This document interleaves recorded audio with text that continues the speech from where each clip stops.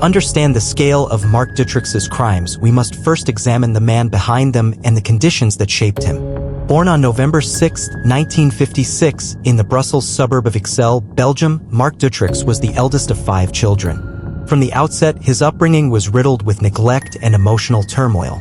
His parents, both teachers, moved to the Belgian Congo shortly after his birth but returned to Belgium during the country's decolonization. The transition back to post-colonial Europe wasn't easy, and neither was their marriage. By the time Marc was a teenager, his parents had separated, a rupture that would deeply affect his psychological development. Marc was placed in state care for periods of his youth, and he quickly learned to manipulate those around him. Friends, teachers, and juvenile officers would later describe him as highly intelligent, calculating, and void of empathy. He developed a deep resentment toward authority figures and began exhibiting classic warning signs of antisocial behavior: cruelty to animals, theft, deceitfulness, and aggressive outbursts. What was perhaps more disturbing was the duality he maintained. Dutroux could appear soft-spoken and cooperative when needed, masking a far more sinister internal world. By his late teens, Dutroux had moved out and was reportedly working as an electrician. But by this point, he was already spiraling into criminality. What started as petty thefts and car robberies soon escalated into more serious offenses. In the early 1980s, he began luring young women and teenage girls under false pretenses, then drugging, imprisoning, and sexually assaulting them. He was also developing a disturbing interest in medical anatomy and sedatives, skills and tools that would later be used to horrifying effect. In 1983, Dutroux married Michelle Martin, a former schoolteacher. She would become not just his spouse, but his accomplice. Together, they had 3 children. And yet, behind the mask of domesticity, Dutroux continued his criminal descent. His home became a facade for more disturbing plans, and his growing obsession with control, both physical and psychological, over young girls was reaching new extremes. In 1989, the law finally caught up with him. Dutroux was arrested and convicted for the abduction and rape of 5 young girls. During the trial, chilling testimony revealed how he stalked his victims, monitored their routines, and manipulated them into his control. The prosecution painted him as a dangerous sexual predator, calculating, remorseless, and driven by a need to dominate. He was sentenced to 13 years in prison. But shockingly, due to good behavior and lenient parole policies, he served only 3 years for 5 ruined lives. His early release in 1992 would go down as one of the most catastrophic judicial failures in Belgian history. Authorities believed Dutroux had been rehabilitated. They were wrong, fatally wrong. What they didn't realize was that prison had not deterred him. It had trained him. While incarcerated, Dutroux had spent his time studying survivalism, architecture, and chemistry. He learned how to build secret rooms, how to create soundproof chambers, how to manipulate locks and sedatives. He left prison not reformed, but more methodical, more dangerous, and more determined. In the years that followed, he would begin to construct a private labyrinth of depravity, fortified properties, hidden cells, underground chambers, all designed with one terrifying purpose: to abduct, imprison, and abuse young girls without detection. His crimes would no longer be impulsive. They would be orchestrated, systematic, planned to the smallest detail.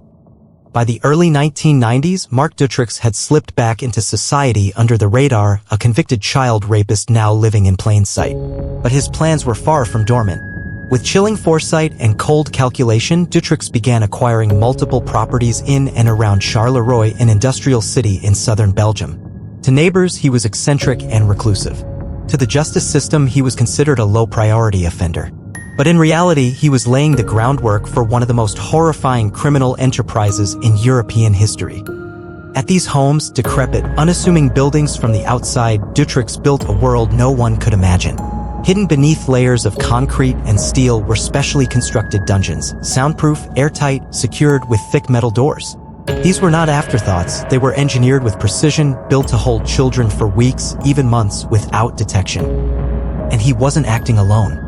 His wife, Michelle Martin, a former schoolteacher, assisted him every step of the way. While the full extent of her involvement remains debated, her role in enabling his crimes is undeniable. She knew, she saw, and she did nothing to stop it. On June 24, 1995, the nightmare began in earnest.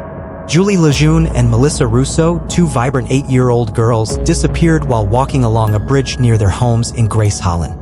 The nation was stunned. Posters went up, media coverage exploded, and a desperate search began. But what no one could imagine was that the girls were already underground, locked in a coffin-sized dungeon in Dutroix's cellar in Marcinelle. There, in total darkness, the girls endured horrors that defy comprehension. Dutroux fed them sparingly, manipulated them psychologically, and subjected them to repeated sexual abuse, all while videotaping his crimes. He would later claim he cared for them, that he saw himself as a protector, but the evidence told a far more disturbing truth. They were not victims of impulse. They were captives of a sadistic, methodical predator. In December 1995, just months after abducting Julie and Melissa, Dutroux was briefly arrested for stealing a car. Authorities jailed him for several months, but they never searched his properties. They never questioned his past convictions. They never even thought to check the basement. Inside the hidden dungeon, the two girls waited. Michelle Martin, fully aware of their presence, claimed she was too afraid to enter the cellar in Dutroix's absence. Too afraid to bring food.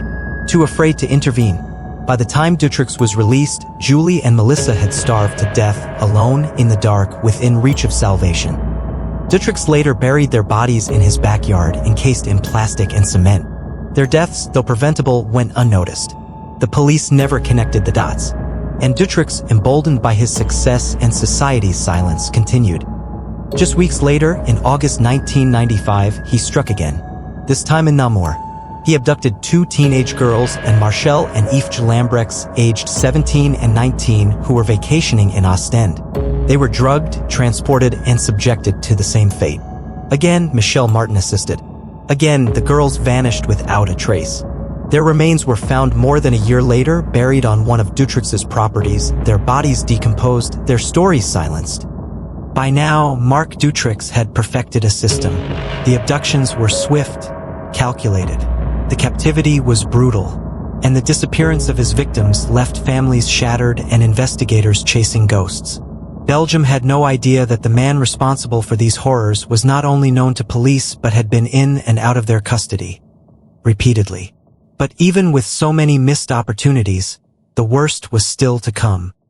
The revelations that emerged following Marc Dutroix's arrest were not just shocking, they were seismic. Belgium wasn't simply horrified by the crimes, it was horrified by the system that had allowed them to happen. Years of missed warnings, bungled investigations, and bureaucratic inertia had permitted a known predator to kidnap, torture, and murder children while under the supposed watch of the justice system. On October 20th, 1996, an unprecedented 300,000 people, parents, teachers, children, grandparents, flooded the streets of Brussels. Dressed in white, they marched in silent, unified protest. It was not a political demonstration. It was a human one. They carried photos of the victims. They carried candles. And most importantly, they carried questions. The march became known as La Marche Blanche, the White March, an emblem of purity, mourning, and quiet rage. The people weren't just angry at Dutroux. They were angry at the institutions meant to protect them. How had a man convicted of raping 5 children been released early? Why had police failed to search his properties? Why had tips been ignored, testimonies dismissed, and parents' cries for help fallen on deaf ears? Many were no longer convinced this was just a case of gross incompetence. Some believed the truth went deeper, far darker. Theories began to circulate. Was there a pedophile ring operating at the highest levels of society? Was Dutroux merely a pawn, or worse, a protected asset? When lead investigator Jean-Marc Connerat, one of the few trusted public figures, was suddenly removed from the case after attending a charity dinner for victims' families, public trust hit a breaking point. His dismissal sparked fury. The message was clear: even those who tried to help could be punished.